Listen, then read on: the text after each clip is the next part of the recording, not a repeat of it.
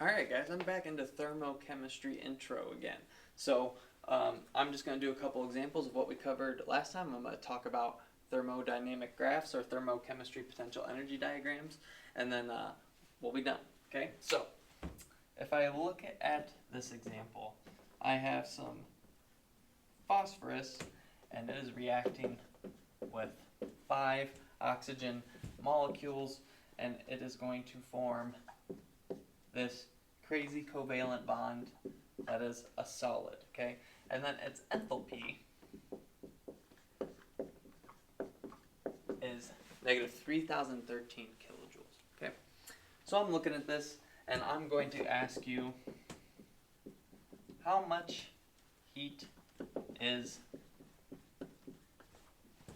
evolved when 266 grams of white phosphorus,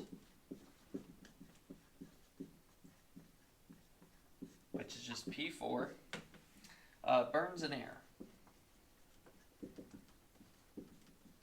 Okay, so it says how much heat is evolved when 266 grams of P4 is burned in air. Okay, so I'm looking at this and I see that enthalpy. It wants to know how much heat. Remember, we could treat heat as a product or a reactant here. In this case, what are we going to treat heat as? We'll treat it as a product. It's negative. It's exothermic. It's going to release heat, right? So we're going to treat it as 3013. And I keep it positive on this side because on the products it tells me it's being released, right? I don't have to make it negative. You can if you want. I guess it doesn't matter. But when you see it in a textbook or on the test, it'll just say positive 313 kilojoules. And you know it's exothermic because it's on the right side. So anyway, now we got kilojoules. Again, we could relate kilojoules to moles, but first we got to get this phosphorus to moles, right? So I got 266 grams of P4, and I got to get that to moles of P4. Well, phosphorus's molar mass is 31. If I got 4 of them, that's going to be 128 grams per mole of phosphorus. So let's do 266 divided by 128 is 2.08 moles of P4.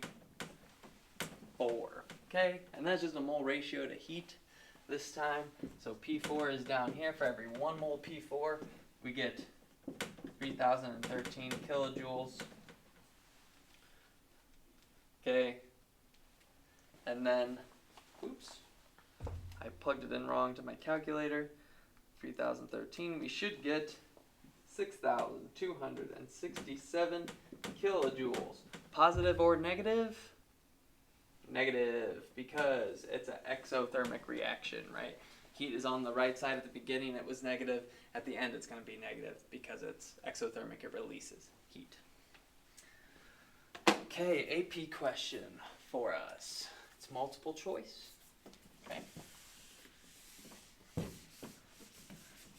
And then I'll go on to potential energy diagrams. Alright guys, I saved you the trouble of having to watch me write this whole problem out.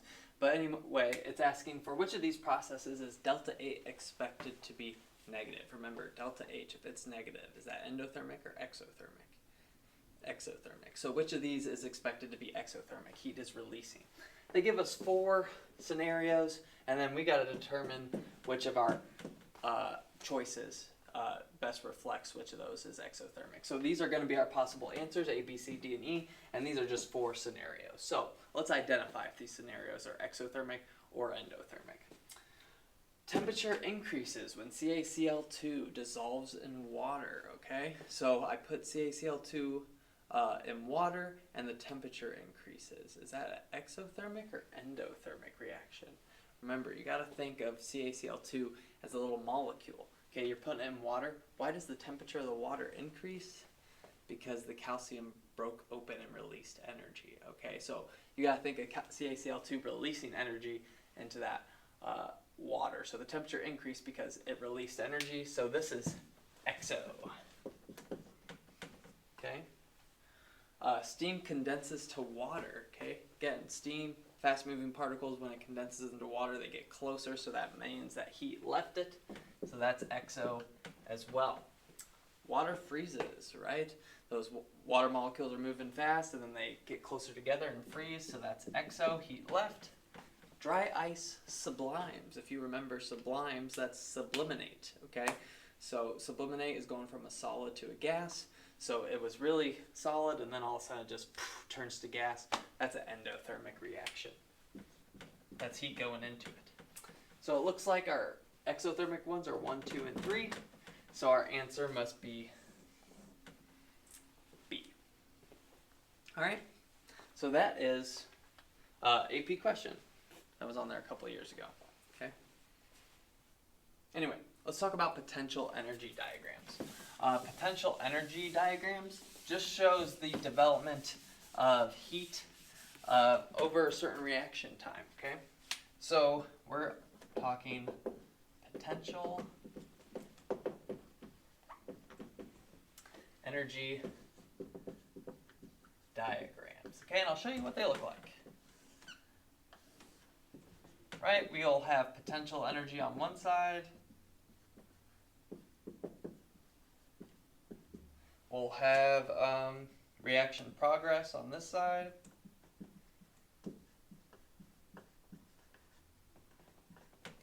Okay, and then that's it. Okay, so start of mixing chemicals when it's all done reacting. Okay, and they'll look something like this.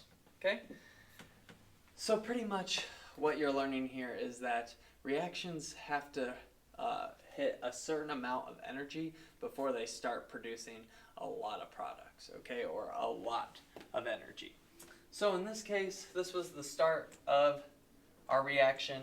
As the chemicals were bumping together, they were getting to a certain energy, and then all of a sudden they were able to release a bunch of that potential energy and create products. So at this point is when we finally hit enough energy to start creating some products. This usually happens instantly, okay, like when I mix stuff together and a precipitate is immediately produced, that reaction energy is hit instantly.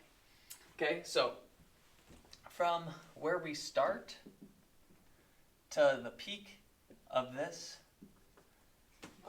hill, I should say, that is our activation energy, or our E sub A. So that's just the energy it takes to go ahead and make the reaction happen, to start creating products. That is our activation energy. And then another important part is from start to finish. Okay, so from the start of the hill to wherever the hill ends up, that is our enthalpy. So that is our enthalpy. So from the start of the hill to the end of the hill, that is our enthalpy. So if I were to look at this, would you say that this reaction is exothermic or endothermic? This reaction is exothermic, okay? The change, right, was negative, okay? We went down in change, it decreased, it was negative, so this is an exothermic potential energy diagram, all right? One that would look endothermic would look something like this, okay, right? The start from here to here, there's the start of our hill, here's the end of our hill, so our delta H is positive, so this would be endothermic, okay? Endothermic. Our activation energy is still from start to finish, so that's still our activation energy, okay? So be ready for ones like this. This is just a one-step reaction. Let me show you ones that are two-step reactions. Okay, there are some that are two-step reactions. Okay, that look like this. They got two humps. Okay, it goes through two steps. It's not just a nice single step. It'll go through two steps. Again, it'll have this first activation energy, and then it'll have a second activation energy. Is this exothermic or endothermic? Exothermic, right? It's still a negative delta H. Okay, so you'll see some two-step ones. Most of the time you'll just see these single-step reactions. Okay, so be ready for that. And then one last thing I want to say is catalysts. All right? Catalysts, they make reactions go quicker. That's it. That's all catalysts do. They don't help create more products, okay? They just help it go quicker, okay? So if I was looking at this graph and I added a catalyst, okay, what would I think would change with a catalyst reaction? Again, it doesn't create more products. It doesn't use up more or fewer reactants. It just helps eat them up quicker, okay? So again, reactants, products, the only thing that's going to change is that activation energy is going to decrease. A catalyst is nice because it requires us to have less energy in order to start creating products. It happens quickly. So this happens with addition of a catalyst. Okay, again, still same amount of reactants, same amount of products, we just made it go quicker. Okay, so if you see there's questions frequently that's like, hey, if you had a catalyst, how would this change? These are still going to stay the same. The only thing that's different is your hump, your activation energy is a lot smaller now. Instead of being all the way to here, it is only to this line now. Okay, so again, that could happen with an endothermic reaction as well, right? There's one normally, and then here's one with a catalyst, okay? We'll say those are the same. The only thing that's different is the hump, the activation energy, okay?